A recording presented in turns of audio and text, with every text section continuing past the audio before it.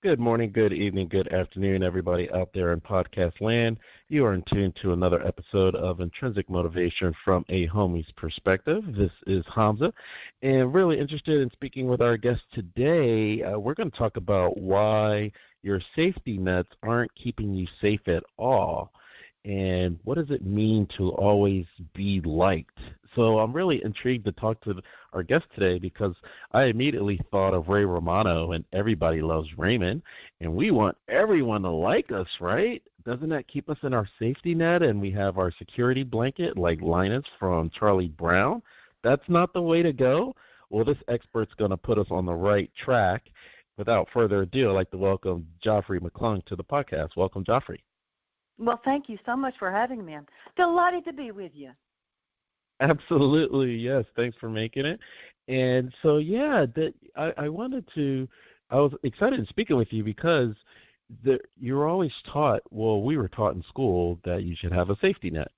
And so as a child, you're taught that, but as an adult, there are many people that feel like they haven't reached their potential or life may have passed them by because they were playing it safe their whole life.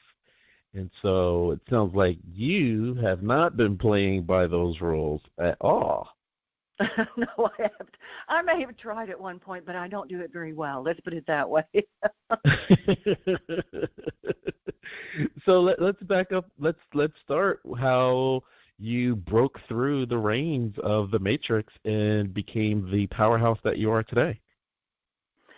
Well, I'm not sure powerhouse would be quite appropriate, but I'll take it since you said it. I started out way back in the day in the theater world back in New York. I moved to New York way back when. Did theater, did acting, then added producing. I love producing. I love putting on a show in a sense. So did that, did some off-Broadway, did lots on off-Broadway as well. And then I had a dark night of the soul when I left a relationship. He and I had been together, 7, 8 years. And I had a dark night of the soul and began my spiritual journey, so to speak. And this is in the mid-'80s. This is how old I am. I hate to admit it, but that's how old I am. It was the mid-'80s. And I started, I'd always been interested in spirituality and metaphysics and whatnot, but I really went full force mid-'80s and began to explore different aspects of metaphysics and spirituality and whatnot, and kept doing my theater and my soap opera work and my commercial work. And then my father had a heart attack. And I moved back to Texas for about 4 years to help run his publishing business while he was recuperating. And I was sort of getting my feet back on the ground after that dark night of the soul. And I began to make short films because that was my next step. Theater was fine, but, I wasn't going to go any further, so I started doing short films. And so I was still in the same area, but still doing my inner homework, my spirituality work, my metaphysic work, exploring my inner wounds, just anything and everything. Every seminar there was, I attended. I did it all. Moved back to New York, got a television job as a producer, and did that for 15 years, and he actually ended up using that as a way to make my first feature film. It was such a good job. I made commissions on it, so I was able to take 3 months to make a feature film. So I thought life was going pretty good. I got to tell you, I thought, okay, I did my homework. When I went back to Texas those 4 years, I'm feeling better. I'm getting more money than I've ever made. I'm doing a job I love. I'm doing a feature film. Life's going my way finally. And then I get the call that my mother has cancer. Now, she lived alone in Texas. Obviously, I was not going to let her be alone. So I decided to come back to Texas. It was temporary to begin with, but it ended up being 2 years while she was battling her stage 4 cancer. And ended up staying here because my job sort of was ending. I was traveling back and forth. But I knew it was sort of over, if that makes any sense, Amos, because you sort of know when your job's done. It's like I'd done everything I needed to do in that job, and people were moving to social media more and more, so I was doing less television. And for me, the whole point was to do television. That was the fun part of it. So I ended up staying in Texas and helping my mother pass on, and that sent me into a tither, I must say. I grieved that immensely. And finished during that period, I ended up finishing my self-love homework, which I'd been doing throughout the years, thinking, I'm finished. That's the thing with metaphysics and spirituality. You hit a level and you think, I'm done, I'm finished, I've achieved the goal. And then something comes in your life and you realize, oh, that was just a certain level. I've got a new level I've got to hit now. And that's what hit me during that grief period with my mother. I thought, okay, well, I'm down here and I'm in grief. I'm going to finish my self-love work that I thought I'd finished when I moved back to New York. Obviously, there's some stuff still in there. So I ended up finishing my self-love work, and then I found out my best friend had cancer. The universe has a way to do it. They give you so much stuff. I'm telling you, it's something. Now, she had channeled since the mid-'80s. She and I were best friends in New York and in college, and we'd been best friends forever. So we decided we'd go through this together, and I would keep doing our homework. She decided she was going to create a miracle. She had stage 4 breast cancer, but she was going to create a miracle, so she was going to go with that vein.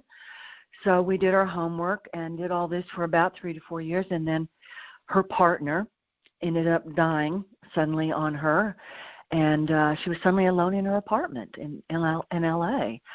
And I was finally coming out of my grief with my mother and thinking, I got to do something. I got to get my juices going and be creative again.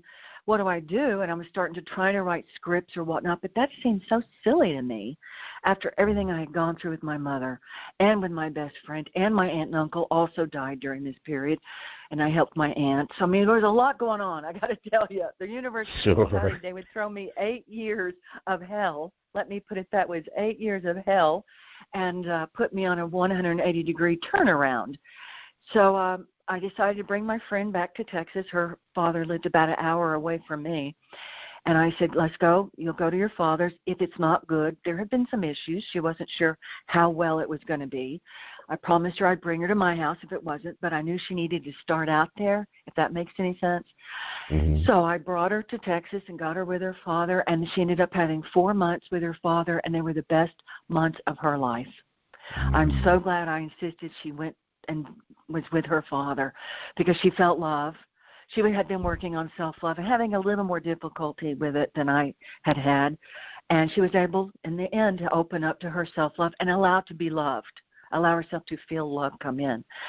So during that period while she was dying, there's 4 months that she was in Texas, I began writing the first book I wrote, which was on spirituality, which was How Learning to Say Goodbye Taught Me How to Live, which was really a story about my friend Rob and I's journey through her stage 4 cancer. And it was really a journal for me to get my juices flowing so that I could, be creative and create a new life for myself. I didn't know that this was going to be the turn I was going to be making. I finished the book. I thought, okay, I've done that. And then I grieved Rob, of course. And about 4 months later, I read the book again and said, you know what, I wrote the book wrong. And I said, what do you mean by that? And I realized I wrote it for somebody well on their way towards self-love, and a book to remind you how to stay out of fear when you're dealing with people dying. And I said, but how do you help people who don't know what self-love is or what self-discovery is? How are you going to help them? And I thought I wrote the book backwards. I should have written this book. So then I wrote the Heart of the Matter book. And that's where safety nets come in. I know I took a long way around. I'm sorry about that. I love it. No, it's fine. I just you through my whole life. I don't know why I did that, but I just sort of got on a roll there. I'm so sorry. But the second book is where safety nets gets involved, and it's dealing with self-love. And when you're dealing with self-love, you have to look back at your emotions from your wounds and your inner orphans and what they caused you to do, bringing your behavior out of the shadows and into the light. Part of that behavior is looking at your safety nets. Now we're back where you started, and I apologize for that circle. No, I love circles, and I talk in circles, so I can follow along smoothly. It was perfect. Okay, good. And it raises so many questions. It does. And you'll see that the hour usually flies by because of that. But, you had so many morsels in there, I'm going to try to chew off bite by bite. And so okay. I like to start with liquid courage.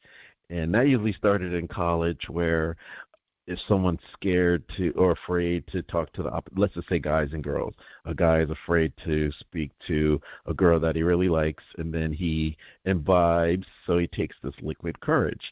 And then once he has that courage, then he can talk to that person. But the next day he just feels miserable, like, oh my goodness, I had too much to drink. What was I thinking? And the reason why I brought that up is in my understanding, in pre-incarnation, before we come to the birth canal and live with our family and such, we don't have the pressures or the weight of third dimension. So it's kind of like that liquid courage, like, oh yeah, give me this, give me that, and give me this. And then when we're born, we're like, holy moly, did I sign up for my parents? You put too much on the plate. I know. Yeah. we used to, my friend and I would yell about that. Did we really say we wanted all of this stuff on this plate for this life? And the answer is yes, we did. Yes, indeed. So looking back, when you said the 8 years of hell, I mean, knowing that you were going in at that first day, you didn't think it would take 8 years, but looking back, that's where you were able to share your whole story with me and get the proper perspective. Oh yeah, there is a gift in the universe not letting us know what's coming. There is a gift in that, because if I had known that, maybe I wouldn't have moved home. I would have said, I'll come visit you every few weeks. I'll get on the plane and come visit you. If I had known that I was going to end up being stuck here, helping her die, then having my aunt and uncle die, and then having my best friend, finding myself in Texas, a place I did not expect to be in, frankly, ever again, and going through hell inwardly of healing those final wounds, I would have said, hell no. Because nobody wants to do that. That doesn't sound fun.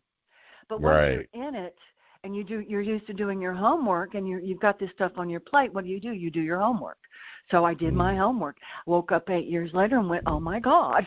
And I was glad I woke up, because those 8 years were hellacious, and they were hard, and they were full of grief for my mother, and grief for myself, my inner wounds, grief for my aunt and uncle, grief for my friend, grief for my New York life. There was grief on every level that I had to deal with. But I look back and I think, I would not be where I am today if I hadn't gone through those 8 years. I would not have written these 2 metaphysical spiritual books. I would have kept doing my inner work. I would have had friends that I shared this work with, but I would have kept it very private. Because to me, that's kind of a private work. I would not have put myself out there. But once I went through this, I thought, well, you got no job in New York. You got to do something. And I thought, well, at least this is creative. It's writing. I'll try it. And I ended up loving it. I actually ended up loving it, I have to be honest. So sometimes courage comes when you least expect it in ways you did not anticipate. Yes, indeed. Well, let's use the school analogy, because you kept saying that you're doing your homework. And so usually when we study and we do our homework, it's because in school we're going to get tested on what we learned. Well, I kind of think we are I won't say testing. I don't like to use the word test. I used to, but I've kind of grown out of that, because it makes you feel like somebody's watching us, and we got to be tested to move forward. So I prefer to say it's sort of doing my homework is like I used to work with a channel. I met her back in the 90s, and I worked with her really up until recently. But every 3 months I'd have a session with her, an hour session, say what I was going through, this how I'm doing it. She'd give me homework. She goes, okay, here's, try this. Go in your meditation and look at it this way.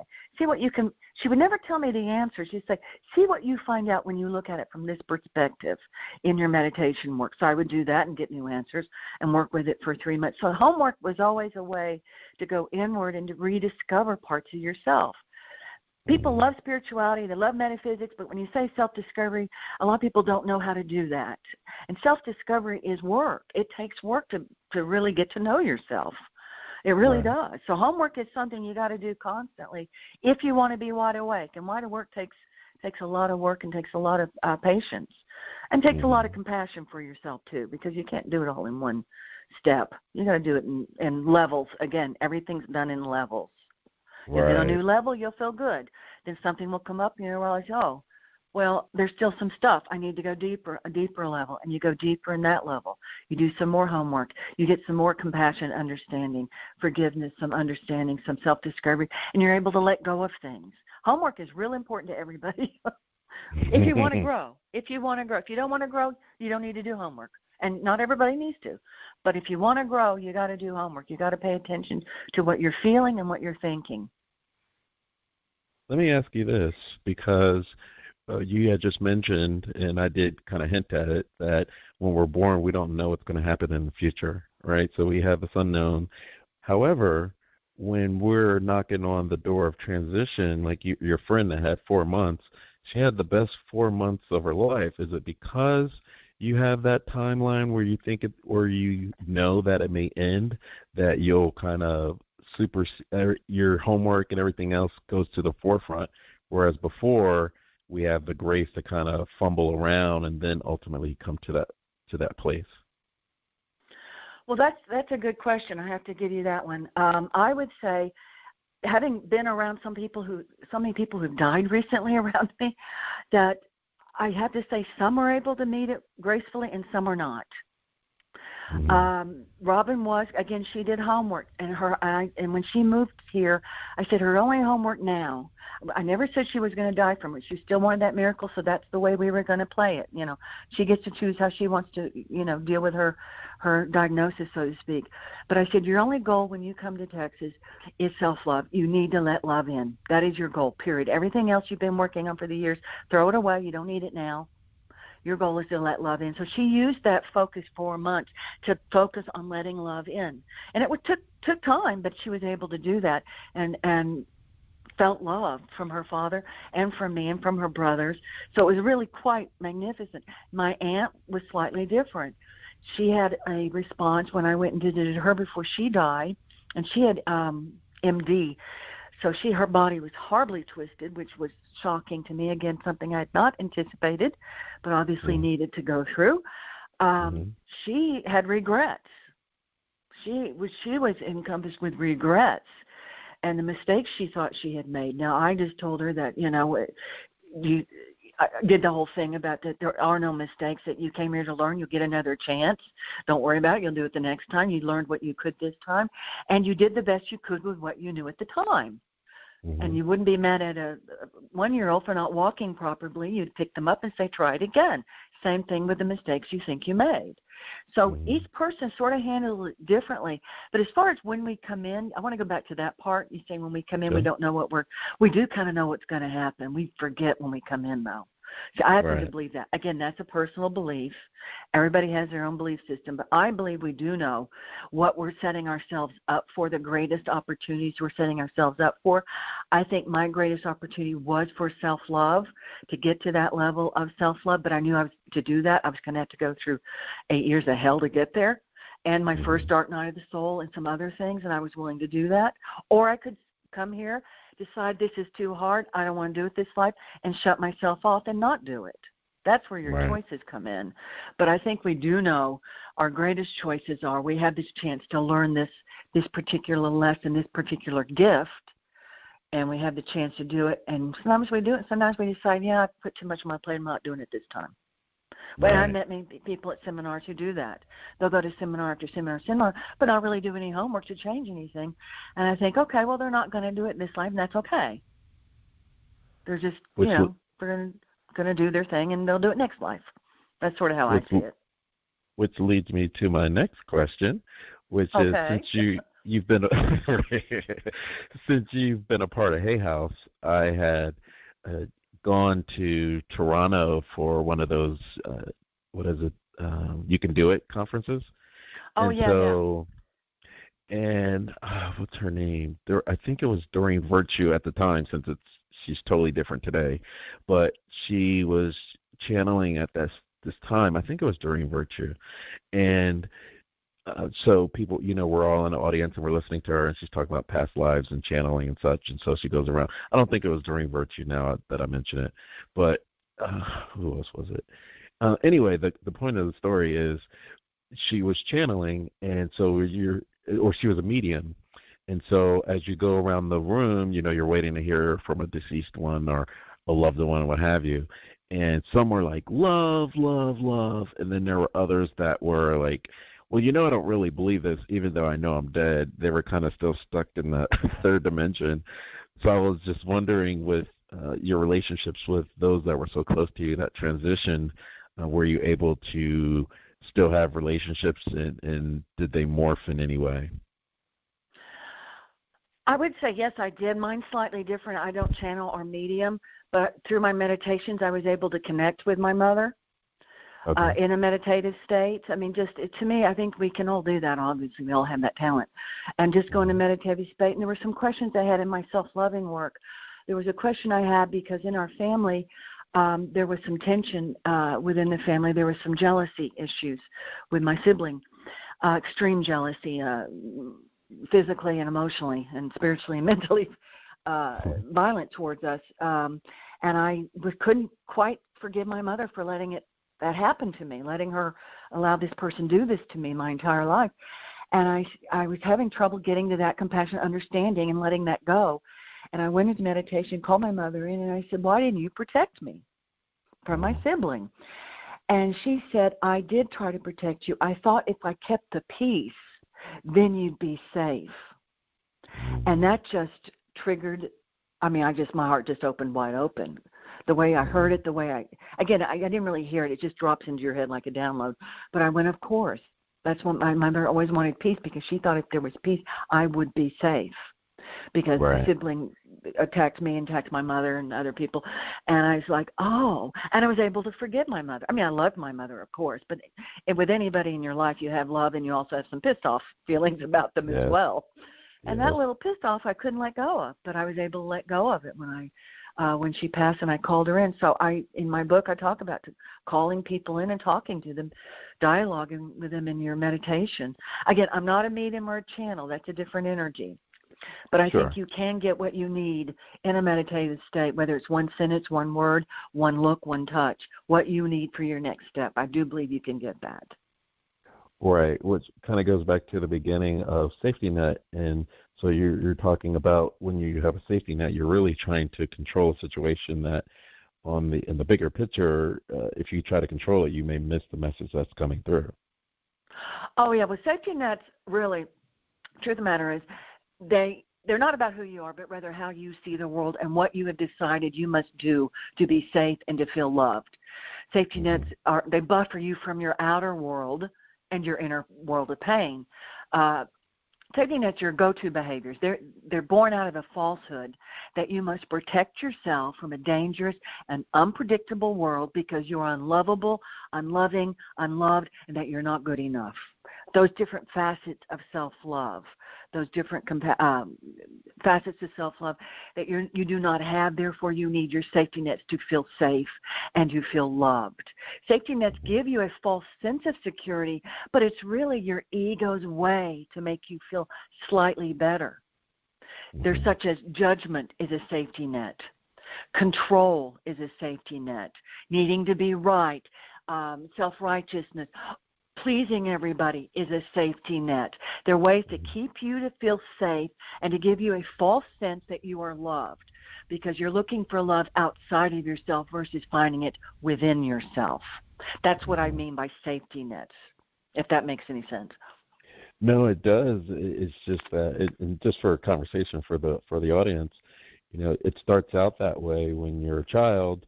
That especially today with the news of paying hundreds of thousands of dollars so your kids can get into college.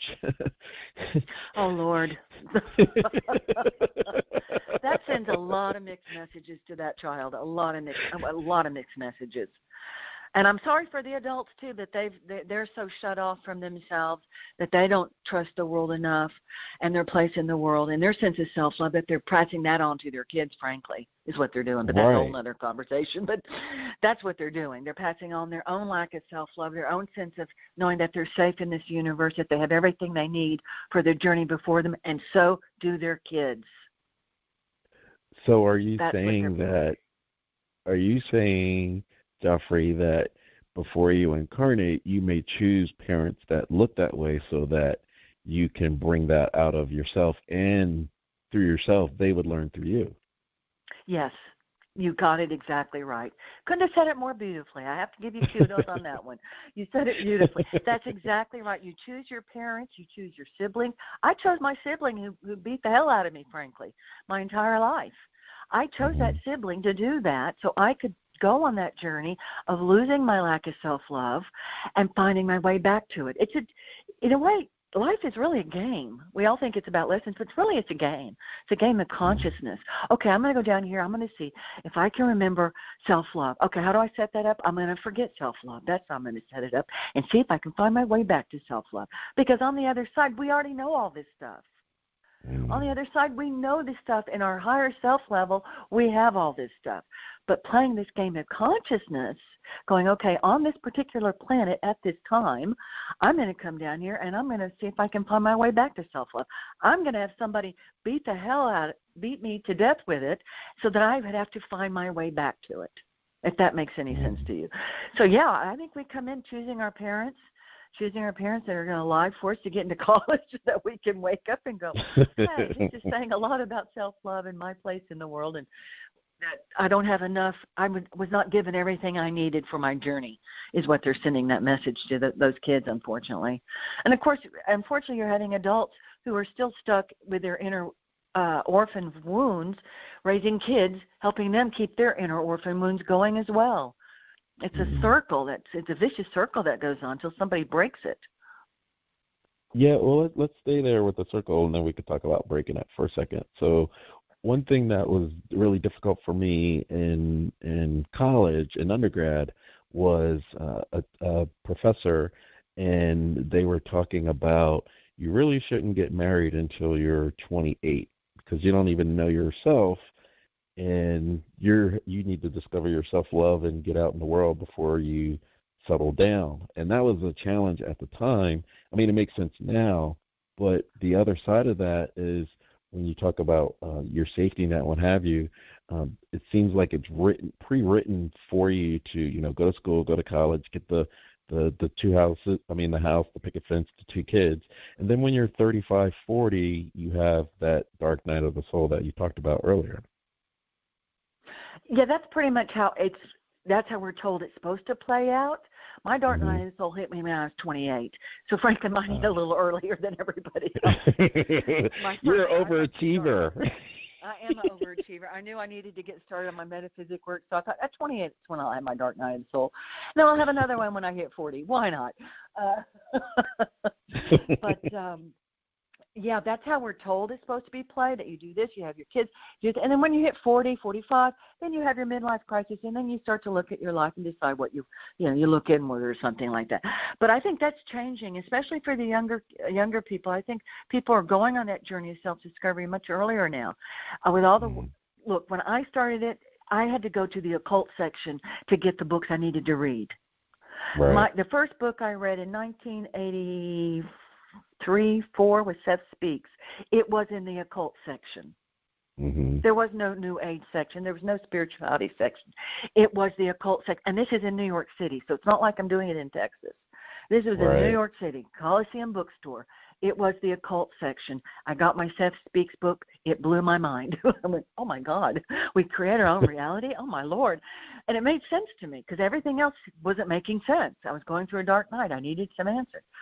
So, yeah, it's back to your question. You said earlier, I just went blank on you. I'm sorry. What did you just say? Something you spurred something in me. Oh, just that timeline about when things happen. The timeline. Right. I think the timeline, we have to throw it out. First of all, we're all going to be living a lot longer. So that timeline's got to go because I didn't even get my 15-year job that I made great money on and got thank God, some pension money on when I left it until I was 41. Before that, I did theater, I did soap operas, I did commercials. I had day jobs in between my acting work. Other people switch jobs. Life's completely different than that route that you get married at. Now, lots of people still do that, and I'm in Texas, and everybody does seem to do that down here. And maybe in Atlanta it's the same. I don't know. But I think we got to throw all of that out the window and live the way you want to live. So if you want to get married when you're 23, go ahead. I think, good, go ahead. You may be divorced, but you know what? It's probably part of your journey. Mm-hmm. Yeah, we had a guest on recently that was talking about Margaret Mead and the fact that she says that you get married 3 times in your life. It may be with that one person, or it may be 3 different people. That makes sense. I like her a lot. I like her a lot. I like the people you're mentioning a lot. Well, you're my friend because you read Seth Speaks, so you already get a gold star right off the bat. Oh yeah, well, I read all the Seth speaks. I read all the Seth books. I've read every book. I think I quit reading recently because I thought, okay, I'm writing. I got to write, not read other people because I don't want to put their stuff in my book. I Right. stole their stuff, so I can't read right now. But she's right, and it's true in the sense we do get married 3 times, whether it's actually a marriage or not. Mm-hmm. I think I'm on my 3rd incarnation in this lifetime. My first incarnation was when I moved to New York. I mean, it was childhood to New York. Then I had my dark night of soul. Then I had my 2nd incarnation when I moved back to New York, did my 15-year TV job. And then I'm now in my 3rd incarnation where I'm becoming this spiritual metaphysical writer. I mean, that's my 3rd life, and they're completely different. Mm-hmm. And they're all creative. So, I mean, obviously you stick with certain areas within your life. I think I'm always being a creative area. But you have 3 different lives. Those are 3 different marriages for me in a way. Absolutely. So I think she's right. You do have 3 different marriages. You do have 3 different lifetimes. If you're lucky, you get to have 3 different lifetimes, I think. That means you're growing. Right. Yes. Well, now, next life, I may take a break and not do that 3 different lifetimes. I may take an easy lifetime next time. Oh, well, since you're a Seth fan, I want to ask you about Oversoul 7. And so, oh, yes. in that one, there were timelines, right? There were timelines where you were jumping in and out to your different incarnations to bring that message back. So was that more so just for reading, or have you ventured into I've that done that. arena? I've done that work in the beginning, yeah. Back in my early days in the metaphysics world, I did a lot of that inner work of course, past life work. We all know that. But there were times where I would connect to another life. That, of course, they're all lives are all happening at the same time. So I would tap into a life that I needed to tap into at the moment to understand the problem I was having now. Mm-hmm. No, I don't do that as much anymore because once you've done that enough, it's like, okay, I've got this life. Let me focus on this.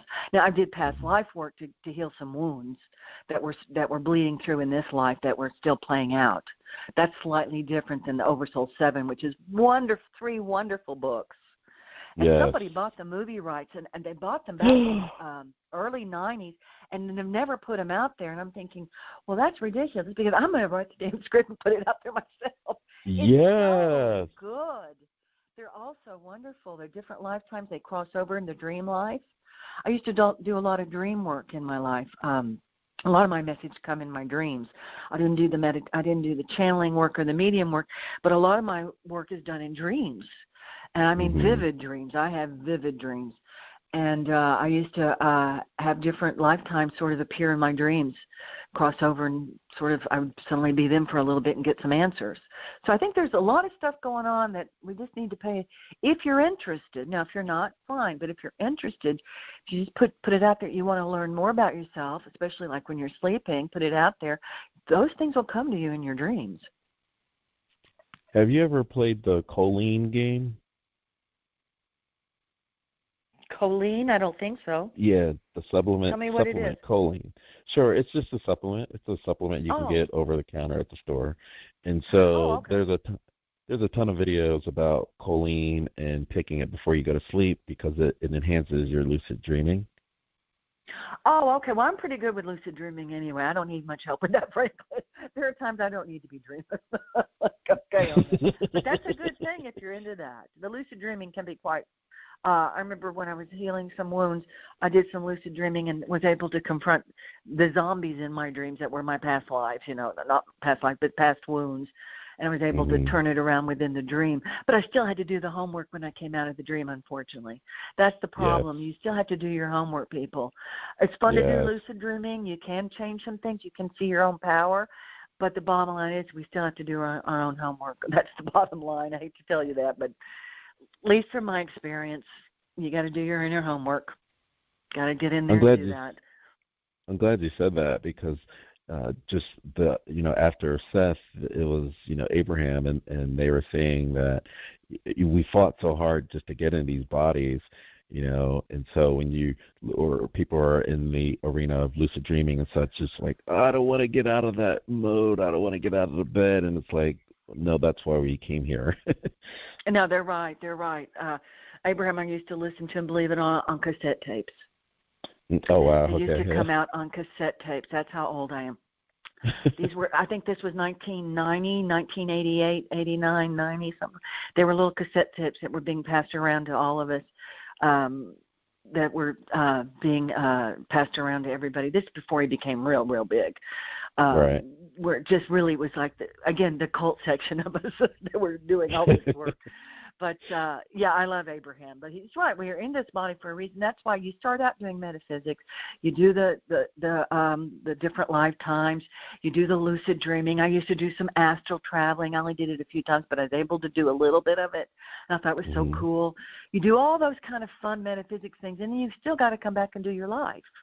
Yes. That's the thing. You think, okay, how is this really changing my life? Now, the meditation work, the inner work, the self-discovery work, the inner wound work, the inner orphan work, all that's vital to changing your life in the present. But I think we all start the metaphysic work the same way, doing the fun stuff. Astral traveling, the past lives, the lucid dreaming, all the different, the channeling, the mediumship. We all do those different things unless they happen to be our particular path. We end up waking up and going, is this really changing my life? It's fun, but I need to actually want to change some things in my life. And then you got to get down and do your homework. That's the bottom line, people. You got to do some homework. And it's fun when you do it, though. When you start doing your self-discovery work, it's really quite interesting. Mm-hmm. I have a question about the 80s. In the 80s, we had the cosmic convergence in 1987, where felt like harmonic convergence. Thank you. And now, 30 years later, do you see a difference between the environment back in the 80s versus today? Oh, yes. Now, it's subtle.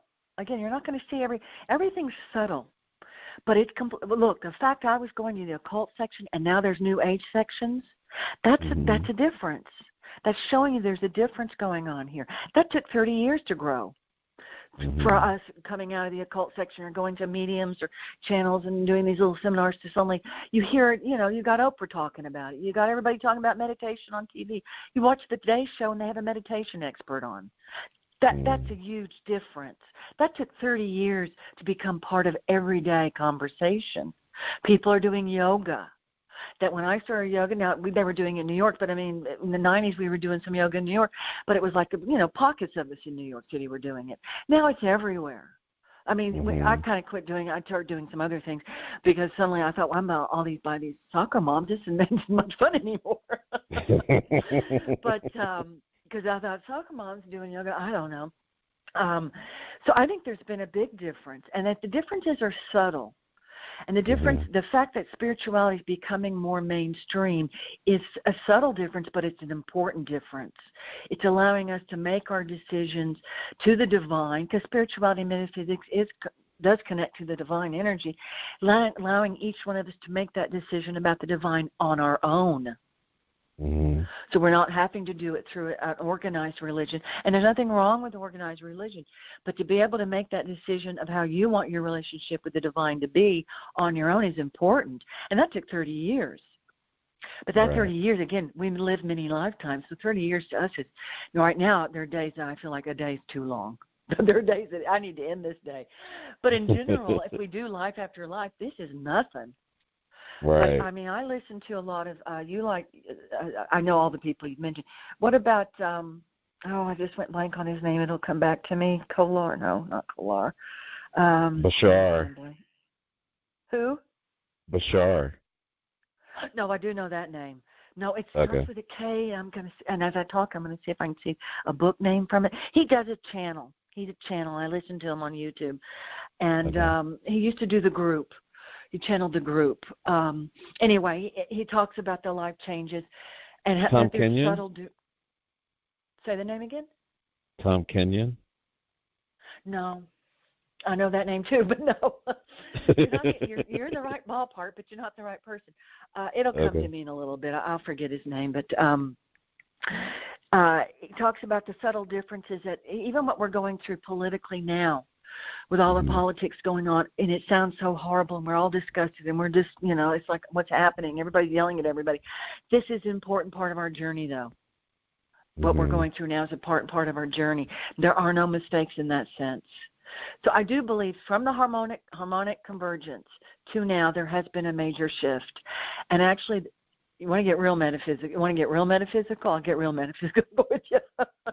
Go for it.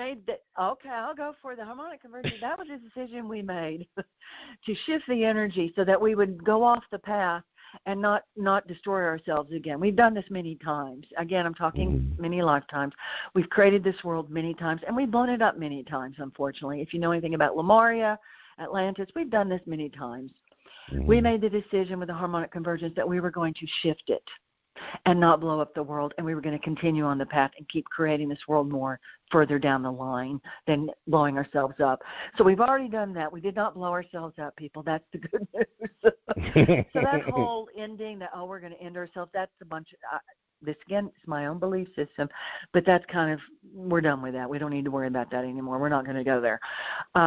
But the spirituality, the fact it's not in the occult section, the fact it's all over television, the fact that it's spreading like wildfire is a good sign that things are shifting. And they're shifting upward in vibration. So things are changing. It just takes time. Do you feel that there's another school of thought of and that was an excellent explanation between 87 and now, and there seems to be an acceleration after 2012. So in one respect, there's a school of thought that we are in year 7, and that's why we are expanding so quickly, faster than before. It's because since 2012, it's like put your seatbelt on.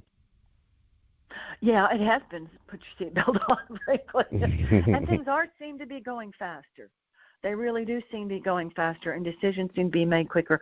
It can also be a bit more frightening because things seem to be in our faces quicker, too, in the outer world. But I think it's a good thing that things are going faster. Like I said, we've already made the decision. We're going to keep moving on this world and keep raising its vibration further and further up the plateau. So in that sense, 2012, yeah, we made it through 2012. And 2012 was set way back when, in a sense. So, yes, it was important, but at the same time, it was important because it was set back, and we already made the decision we were going to go past that point. On a mass consciousness level, we all agreed, yeah, we're going to go past that point. We don't need to blow ourselves up and start all over again. We're going to go past that point. So I think 2012 was important. I think it is speeding up, and I think from what I heard from 2012, the next 20 years after 2012 were crucial in our evolution, and we would be leaping in that evolution. And it feels that way. To me, it does. Right. I hit something, I'll get it, and I'll leap further quicker. I'm like, whoa, that happened quickly. When before, in the 80s and the 90s, and even the 2000s, it kind of took some time. Right. To make the shifts and get them locked into my heart and my head and get myself in the right direction and then make the next leap. Now when I hit it, I'm able to make it and I shift to a new level quicker. So I do think it's happening quicker. And that takes me back to the safety net. So, I mean, you seem like the embodiment of I keep going, I'm breaking out of my my comfort zone. And what were some signs that you saw, or some signs that you can give out to the audience that will help them realize that maybe they are in the safety net, and if they realize it, that this may be a time for them to make that pivot? Well, I would say this. There are two things. One is a safety net, and then one is your comfort zone. Those are sort of two separate things. The comfort zone, that if you're stuck in your comfort zone and yet you're feeling trapped, not moving, that's a different issue. That's about movement. That's about making a decision that you've got to do something different. You're stuck in a mode. The safety nets come out of your beliefs that you are not lovable, not loving, and not loved. And these are the things that get triggered out in the outer world. That's why you become judgmental of other people. You could be doing fine, all of a sudden you find yourself judging someone. Okay, why are you judging someone? What got triggered in you that makes you want to judge someone? Because something got triggered in you that made you judgmental. Not that that person deserves judgment. Something happened in you to not feel good enough or valuable enough that you need to inflate or deflate the object of your judgment. It separates us, continuing the lie that somehow some are more valuable than others. So safety nets are things that We all do. We all have them. We all have judgment at different times. Some have more of it. Some have less. Some of us have control at different times. Some people have more. Some people have less. Some people need to be right more. I know somebody who always needed to be right. Well, they needed to prove their worth through needing to be right. That is a lack of self-love. It's a mask, that inferiority complex. And life is fluid. What was right one day may not be right the next day. Mm-hmm. And you'll respect others that have different viewpoints depending on the lenses that they're looking through when you respect the lenses you're looking through. And I'm working on changing your lenses. So needing to be right is that's a tough one, because once you think you're right, you're going to scream at somebody, I'm right and you're wrong. Mm-hmm. And I don't know how many people you know that way, but I've known a few people that way, that they need to be right, and they don't stop until you say, oh, right, you're right, I'm wrong, drop it, whatever. Those people, they get their sense of value from needing to be right. What they don't know is that they're looking for a piece of their self-love outwardly through somebody else versus looking at it inwardly and realizing I need to work on my sense of value and realize that I matter to the universe and I am valuable to the universe just as I am. Not for what I do, not for what I will do, but because I am me, simply me. They need to find it that way versus trying to get it from needing to be right. Same thing with control. That's not being good enough and feeling powerless. You need to get your piece of pie before there's none left. That comes from that sense. And that, you're the only one who can do it. You can't surrender to the universe because you're on your own and only you is watching your back. You got to control everything. Well, that means you don't have everything you need for your journey. So therefore, you got to control everything. Now, we all have certain personality aspects, but I'm talking when you go into that control and suddenly you're in a fight and you're trying to control at work, controlling your relationship.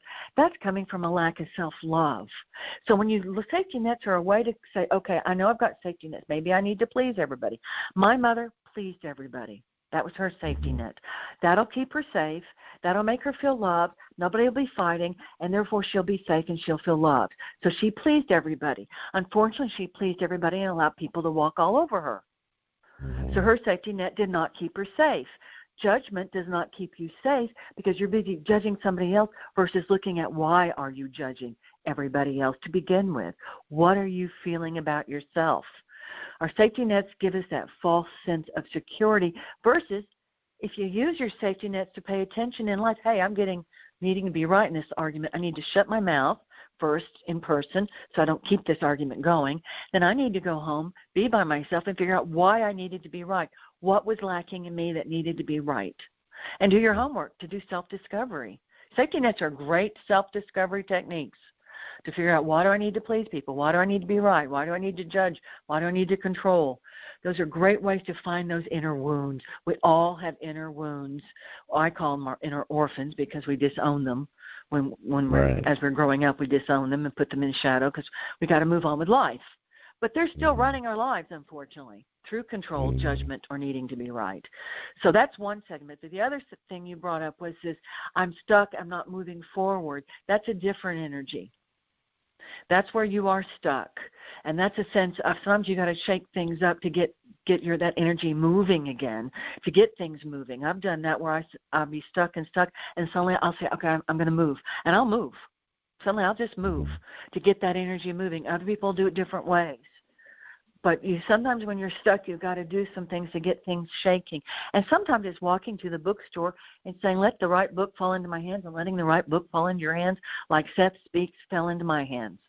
And it changed my life. It did. I love that book. Absolutely. Do you think with these patterns that it's Freudian with the first 7 years of your life and you just keep repeating those patterns? Yes, I do. I would say first 7, I would say 7 to 12, between 7 to 12 years old, because things can happen and get a little more fermented around 10, 11, 12. I think you're setting up your belief system for how the world works, what your place is in the world, and what you have to do to be safe and to feel loved. So you're setting up all these things, and they're coming out of different wounds that happen. We all have wounds. Some are little that don't really affect your life that much, and then most of us have 1, 2, or 3 that are rather large. meaning they keep coming back and the same pattern keeps happening. The same people keep showing up in different costumes for you to play with. The same situations keep reappearing. Those are your core wounds that need to be healing because you've set it up from the time 7 to 12. This is how my life's going to work. This is how I'm going to be treated. So I've got to do this and this and this. And then you have your dark night of the soul. Hopefully you have it early versus later, depending on your journey. And you go, wait, you know what? I don't believe this stuff, but something's not working. Something's not working for me. And everything I set up thinking if I play by these rules, then my life will be okay. Then I'll get what I want. And you suddenly realize it's not working that way. That's a great dark night of the soul. That's a great dark night of the soul because it makes you wake up and go, okay, I've got some beliefs that are not working for me anymore. And I think we all have beliefs that aren't working, and we all have wounds that need healing. And they're all based on lack of self-love. Because how often as a kid were you told how to love yourself? Now, you may be told be nice to yourself, don't be mean to yourself, but were you ever told how to love yourself? That's a good point. See, I wasn't. I was told, don't talk bad about myself. I didn't really talk bad about somebody else did in my family, but I didn't. But I wasn't told how to love myself. I was told how to be nice to people, be kind to people, do this for people, but I wasn't told how to be kind and nice and wonderful to myself. Right. And what that means. What does it mean to me? What is self-love? The way I define self-love is that to know in your heart of hearts that your core being, not your personality is formed from different wounds and different things that happen, but your core being, who you are, is lovable, loving, and loved. When you know you are lovable, loving, and loved, you have a root of self-love. Now, lovable simply means that you know you are worthy of love. You exist. Therefore, you are worthy of love in the universe's eyes. It doesn't matter if another human being ever gives it to you. It doesn't matter if you ever receive it from another human being.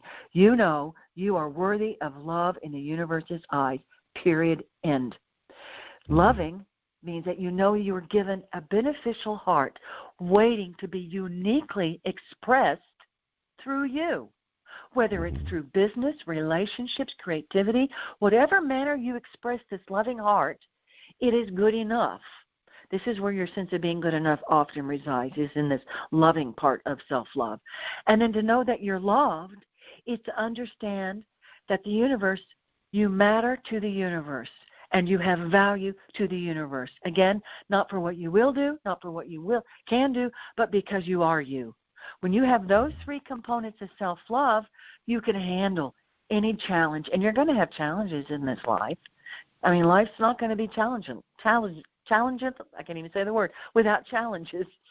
But when you have those three rooted in your heart, you can handle any challenge that appears. And know that when you're feeling a lack of love, you know you can close your eyes and give yourself that love. When you feel like you're not being good enough, somebody's not appreciating your work, you can go and appreciate your own work yourself, whether it's through relationships or business. When you feel like you don't matter, you can go and realize that you do matter and you are valuable to the universe, whether you do a darn thing in the world or not. It's not about earning it or proving it. You simply are it. So that's what I mean about self-love. Those three things are vital. And I think most of us are walking around. Some may have a little bit of loving. Some people may have a little bit of feeling lovable. They may be missing in their sense of loving. But we're all missing something in that component of self-love. And I think that's why we see so many bullies in the world and so many victims being bullied in the world, the lack of self-love. Mm-hmm. I kind of went on a ramble there. I apologize. Oh. I get excited about this stuff. I like this self-love stuff now that I'm into it. Absolutely. Well, let me ask you about love as far as a degree. Is there a degree where you can love yourself so much that you're selfish?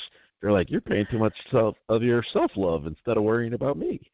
That's a perfect question. I love that question. Absolutely not. Those are two different energies. One is based on love, and selfishness is based on a sense of lack. I've got to get my share. I need the attention. I need the focus. That's a sense of lack. Self-love is a sense of love. And the interesting thing about self-love, which is selfishness, is a sense of lack. I guarantee you, I know enough about it. I saw enough of it in my life to know exactly what selfishness is.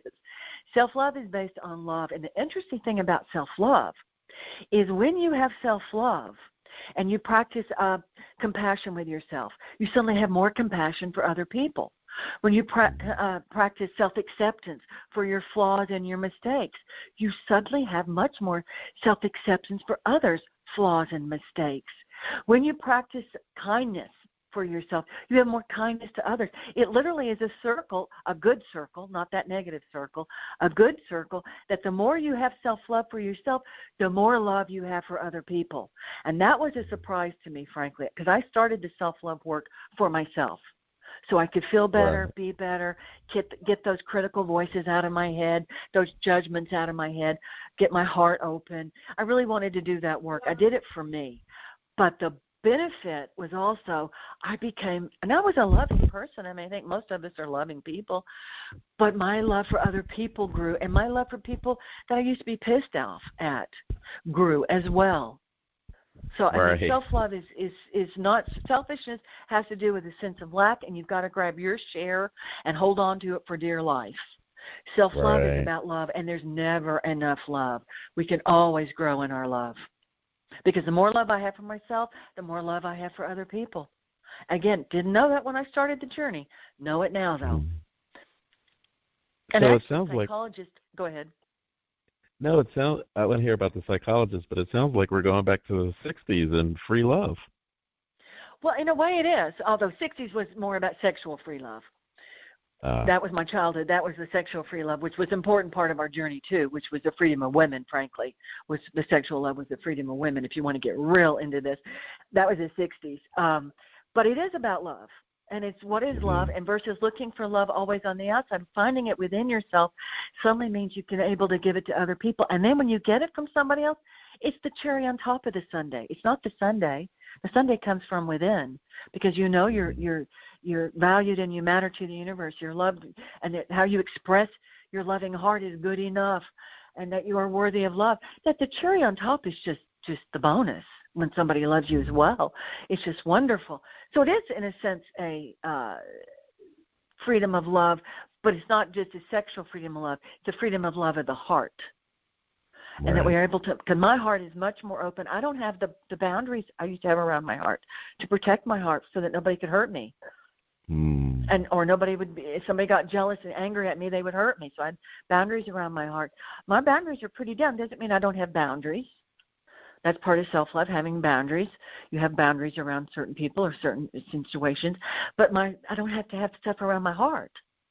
My heart can be wide open. It takes a lot of work, and it can be much more wide open. I'm not going to stop doing this work till my last breath. Again, there's never enough love, frankly. Because as you expand your love, you begin to change your beliefs. Okay, I believe I deserve to have my dreams come true. Okay, I can live with that belief. I like that belief. So you do that for a little while, and you say, yeah, but you know what? I also believe the universe wants me to have my dreams. Oh, that's even a bigger dream. Okay, I believe the universe wants me to have my dreams. Okay, that's a bigger dream. So you keep expanding your beliefs around how big and juicy love can be. Because it can be big and juicy, as big and juicy as you can imagine it. So you keep expanding your beliefs, and it's done in layers again. If you believe that life, for instance, my childhood with the jealousy, I believe my energy made people angry, that something was wrong with me. I was made wrong because I made people angry at me because of the sibling who was very jealous, was always so angry at me. So I decided that was my fault because I was little. That's what little kids do. They decide it's their fault. So I believed something was wrong with me. I wasn't, I knew I mattered to the universe, but I probably, something was wrong with him. Something wasn't quite right with me. I made people angry. So I had beliefs around that. I had beliefs that I could have so much success, but only so much, because if I had too much, then somebody's going to notice, they're going to get jealous, and they're going to hurt me. So I would get off-Broadway work, or I'd get a commercial, or I would do some soap work, but I only go so far, and then I hit a wall. I said, okay, why is that wall? Now, I didn't know all this stuff when I was doing it. I had just started reading Seth Speaks. When I look back, I realized I hit that wall because I had a belief that if I got too successful, it's going to piss somebody off. And I'd been raised with somebody who was constantly angry and viciously angry at me, that I didn't want somebody to be angry at me. So I could be only so successful. So when I went back to New York the second time, I had done some of the inner work, I made much more money. I became much more successful. I still had some things to clean up, I still had that one more dark night when my mother passed, but I had a bigger belief system, more open. So that's the thing. You can never have too much love. It can be bigger. It can be juicier. It can be taller. It can be wider. It can be deeper. It can be everything you want. And that will not stop to your last breath if you so choose to do it.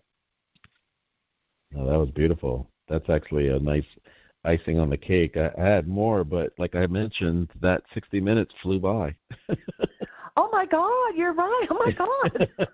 Oh, my Lord, it did fly by. Well, I hope, if anybody wants to read more about it, I've got a website, joshmcclung.com. They can find about my books. You can also just type in itsallaboutselflove.com. It'll take you to my website, allaboutselflove.com. I sure enjoyed this conversation with you, I have to say. Absolutely. I did too. And are there any plans for workshops in the future? Well, I've been doing some here in Texas, kind of getting my feet wet down here now that I'm down here.